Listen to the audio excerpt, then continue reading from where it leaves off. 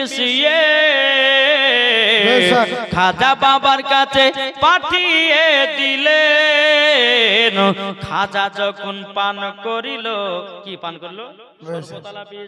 খাজা যখন পান করিল পিতি রাজা ছুটে এলো।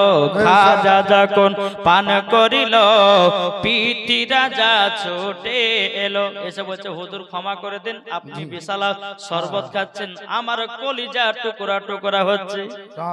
তাইলে বলুন আল্লাহর ওলিরা জিন্দা না মুর্দা? জিন্দা। তাই বাবাজি মুসলমান খাজা মঈনুদ্দিন বিসবালা শরবত পান করে, এদিকে পিতৃ রাজার কলিজা বাবা টুকরা টুকরা হয়ে যায়। ইনারাই হলেন সত্যিকারে আল্লাহর ওলি।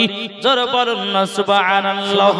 বাবাজি মুসলমান ভাইরা, একটু দাঁড়িয়ে দাঁড়িয়ে আপনাদের সম্মুখে কথাটা বললাম। আল্লাহর ওলিকে যারা মহব্বত করবে, আল্লাহর ওলিদেরকে যারা ভালোবাসবে, আমার আল্লাহ পাক আল্লাহ তাআলা বলতেছে তারাই সঠিক জায়গা পেয়ে যাবে।